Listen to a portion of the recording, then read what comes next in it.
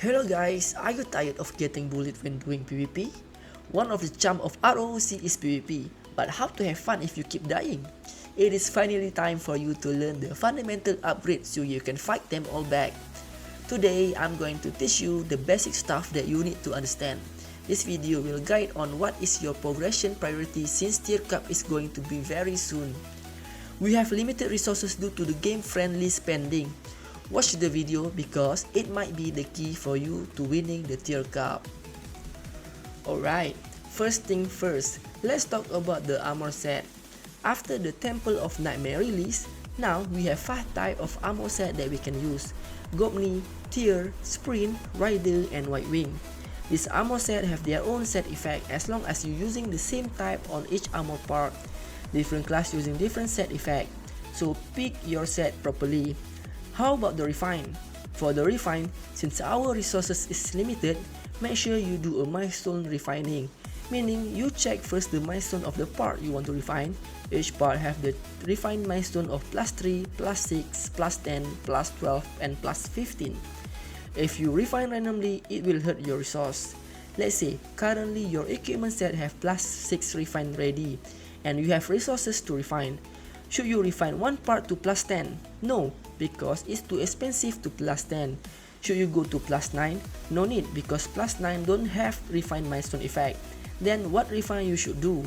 Make it just to +8 because having 6 parts of your set to +8 will trigger your refine resonance. Meaning you will get an extra stat yet it costs you lesser than you try to force it to +10.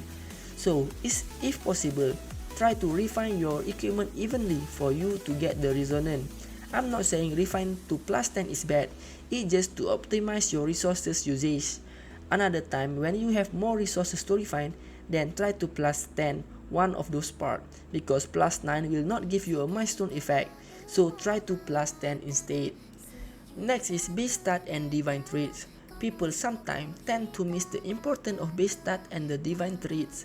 This stat make your Temple of Nightmare armor better than they currently are, but the base stat and divine traits depends on the RNG. Sometimes the armor you are using having a low base stat. Worry not, you can transfer a better base stat from another armor to your current armor, but it must be on the same rarity. So every time you get new armor, don't straight away dismantle them. Check it first if the base stat is better than your current armor or not. If better, you can either swap the armor or transfer the base stat, but take note, higher armor rarity having higher base stat. Other than base stat, Temple of Nightmare armor also have this thing called divine traits. Same as base stat, different rarity having different slot for you to put divine trait. Blue have only 1 slot, purple rarity have 2 slot, orange have 3, and red have 4 slot of divine traits. This divine trait itself also having their own rarity. Green is the lowest stat, next is blue, then purple, and lastly orange. Higher rarity having higher stat. You can check what kind of divine traits provided on each part by press the magnifier glass over here. So you can decide which one you need for your set. With this knowledge, I hope you can figure out how to maximize the set and the effect of your equipment. Okay, now let's talk about enchant. I will only talk about enchants that are useful in PvP. If there is some enchants that I didn't mention, meaning it's not worth it to use in PvP. Each class have their own enchants to get, so what is the suitable enchant for you? Okay, now since ROC limiting our weekly resources, we cannot afford to upgrade everything on the get-go. So the base guideline is for the DPS to get weapon, accessory, headwear, backwear, and costume enchant first. And now for support, you can prioritize getting armor, shield, cloak, and shoes first. Let's talk about DPS enchants first. So for weapon and accessory, we have melee boon which give you P damage %, magic boon which give you M damage %, superior crit which give you crit damage %, and a bit of crit chance, range boon which give you attack speed %, and quicken city which lowering your variable cast time and fixed cast time %. So which are suitable for you? Normally for DPS, people will use either melee boon, magic boon, range boon, or superior crit. Mostly used is melee and magic boon. Why? Because melee boon and magic boon give you P damage and M damage %. If your class are lacking in P damage or M damage, which is very needed in every content, will not deal damage. Support will try to pump their damage reduction. If your P damage or M damage percent is lower than the support, your damage will significantly reduce. So if you are a crit class, should you use the superior crit instead? Yes, if only your P damage percent is big enough against the enemy. But if your P damage lower than the enemy, then melee boon still best for you. For your crit damage to work, you must go through the first obstacle, which is damage reduction percent. If your P damage percent is enough, your crit damage percent will deal more damage for sure. Now, some of you might be confused for range boon.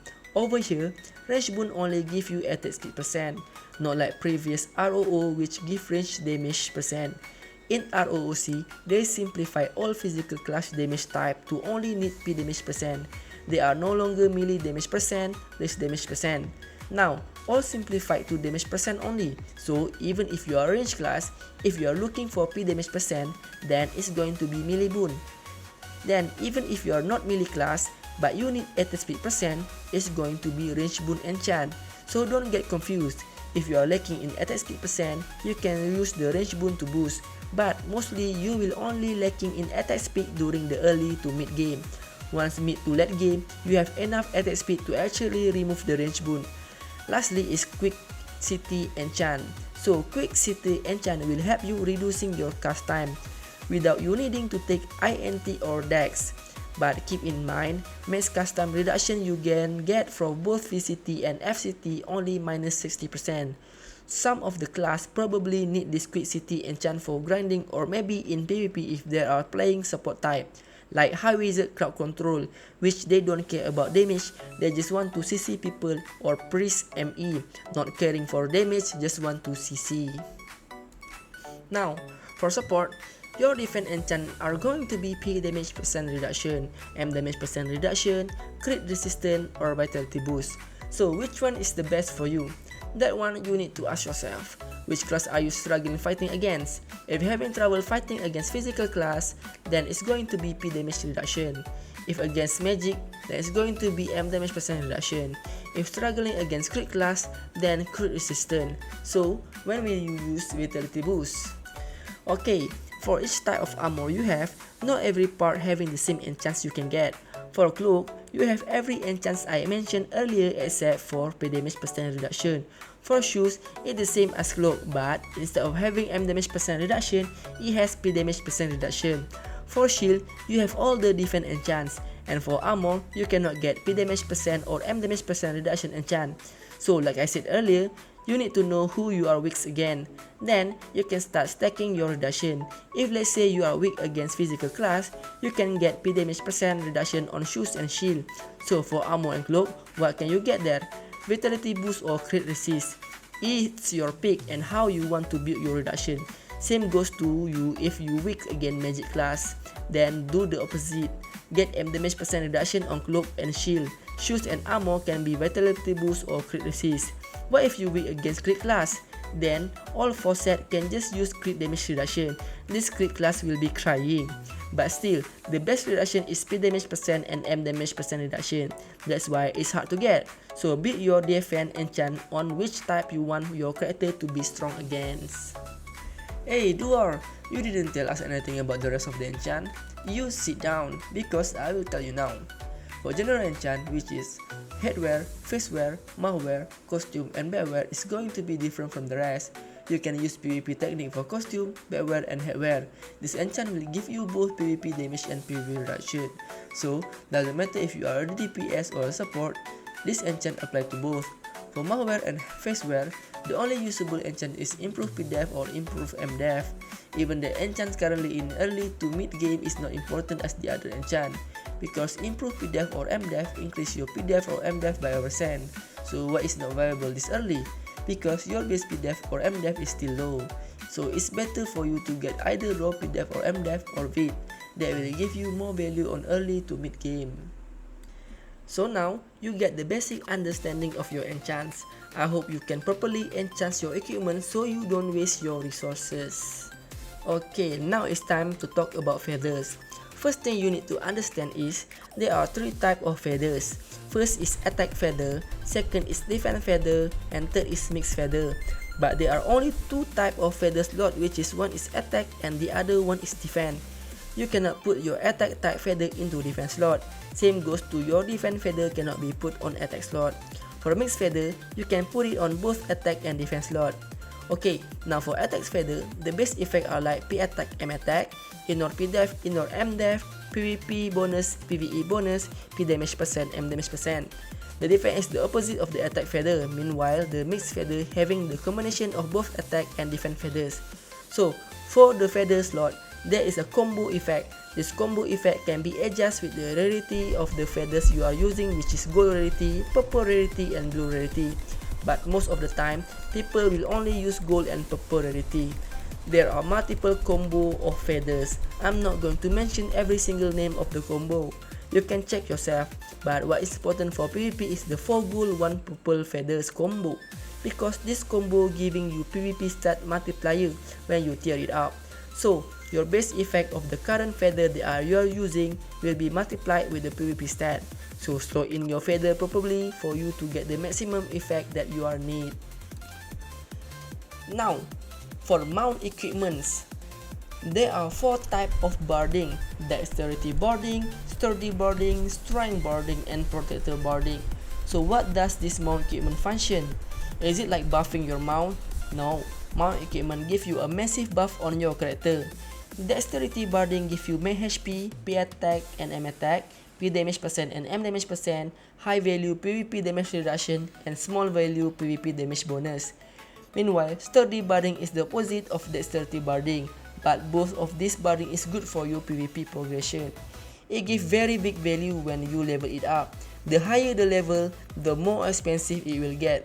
Try to decide either you want to level up both or focus on type of the barding only. How about the strength and protector barding? Is it worth to upgrade it?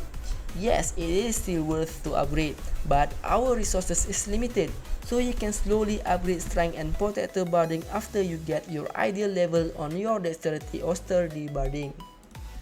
For medal is going to be obvious. DPS, you can get your medal of bravery and medal of heroism if you are physical class. If you are magic class, then medal of wisdom. Upgrade it 1 to 1. Meanwhile, for support, it's going to be medal of tempest and medal of charm. Same is going to be 1 to 1. For the pet medal, you can do it last. Soon or later, you will max out all of the medals anyway. Okay, for pet. As we all know, we have only 9 pets currently existed in the game, so we are lacking in choice. For the pet that I recommend in PvP instances, doesn't matter what class you are, you will be prioritizing Child of Earth and King Piggy. The last 2 pets, you can pick any that suit your class. Why these both pets first? Because Child of Earth and King Piggy actually doing the same function. Both of these pets giving you a link skill that will redirect your damage taken towards them. So upgrading them will further making them more tankier, which indirectly making you tanky as well. Now, for support, I suggest you to get Teacup Rabbit as your third pet. Why take the Teacup pet? Because Teacup having a knockback. Although it's not mentioned, when the Teacup starts using the skill, it will push back the enemy consistently, meaning it will help you do the spacing. The last pet you can take any, but best for you to take Squidget because Squidget skill buffing your whole team within its area. For DPS, your last 2 pets depend on what you need. If you need DPS attack speed, then it can go with Sohi. If you need other buff, can go with Oracle Cat. It really depends on what you need, so try to figure it out. Alright, that's all for your fundamental understanding in PvP. I hope this guide will help you in PvP content. I really want everyone to enjoy doing PvP so more people will give good competition on Tier Cup. Let's all go win the Tier Cup. And I see you when I see you. Bye bye.